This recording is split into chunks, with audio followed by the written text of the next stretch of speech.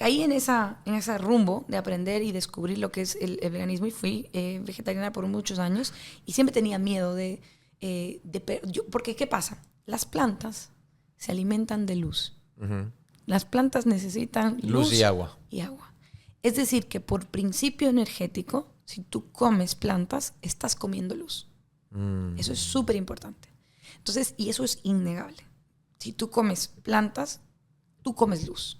Si tú comes un ser que vivió en sufrimiento, maltratado, en una granja donde está siendo esclavizado absolutamente, donde se lo masacra vivir, eso comes tú también. Ese sufrimiento, esa energía que acarrea el ser, el animal, aunque esté sacrificado y puesto en un plato y frito, tú la comes. Tú comes la energía que tiene el chef que está cocinando tu comida en un restaurante. La energía no la puedes evitar, está en todo y no desaparece, solo transmuta. Entonces yo llegué a ese punto, de entrar en ese punto como de todo esto es energía y quiero comer lo más limpio posible y quiero comer energéticamente lo más limpio posible, y lo hice por mucho tiempo. Pasó que yo tenía desde niña el sueño y la idea de ir a hacer el peregrinaje de Santiago de Compostela. Y cuando iba a cumplir 33 años, dije, este es el tiempo, esta es la promesa que yo había hecho al ser superior, a Dios, y yo estoy lista para ir a hacer. ¿Elegiste los 33 porque era la edad de Jesús? Sí. Ajá. Y dije, estoy lista, necesito este peregrinaje, y fui a hacer el Camino de Compostela, que es un tema maravilloso, que podemos extendernos mucho en él. Y estando, el Camino de Compostela se lo conoce como el camino del poder en el mundo espiritual. Es decir, cuando tú vas a peregrinar a Compostela, la intención es que tú puedas encontrar tu fuerza y tu poder interior. ¿Okay? Es así como comenzó. Yo elegí el camino primitivo, que era el original, y fui sola, absolutamente sola, a caminar por España. El camino fue muy audaz de mi parte, pero me fui. Hice los últimos 200 kilómetros porque no tenía 30 días para no ir a trabajar e irme a peregrinar, pero pude hacer esos en más o menos 10 días. Uno de esos días pasó que yo entré a una época como un bosque.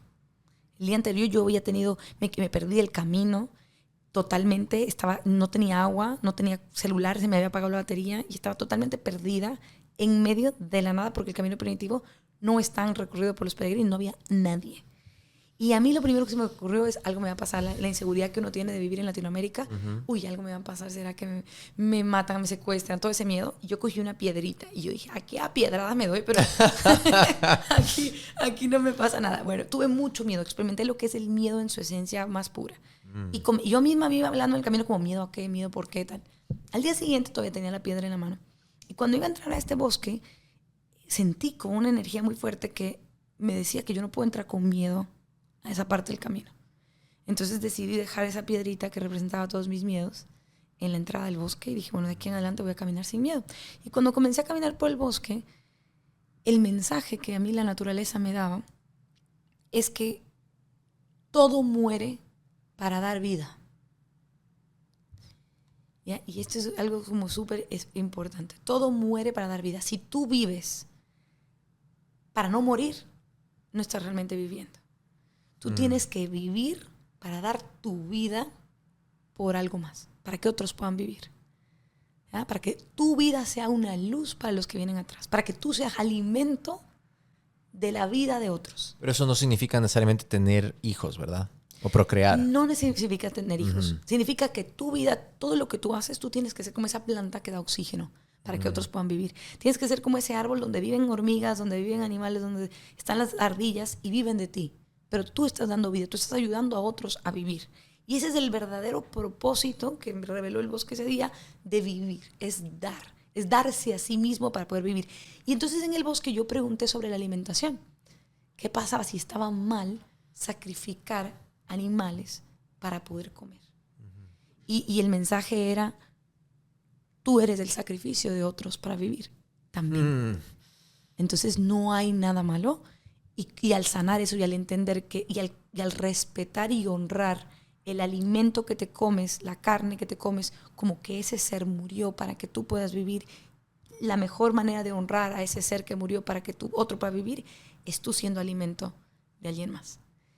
Y te va a parecer loquísimo, pero yo volví y comencé poco a poco con un nutricionista a tratar de reintroducir los alimentos de proteína vegetal, de proteína animal, y ahora como todo. Pero como todo con esa conciencia y esa honra y ese honor de lo que yo consumo me da vida para yo poder dar vida a alguien más. Gracias por ver este podcast. Si es que te gustó, dale like y suscríbete al canal, así sabes cuando suban nuevos episodios. Aquí te dejo otro podcast que seguramente te va a gustar, y si quieres irte de largo, un playlist con todos los episodios de Acción Podcast. Que estés bien, nos vemos la próxima. Chao, chao.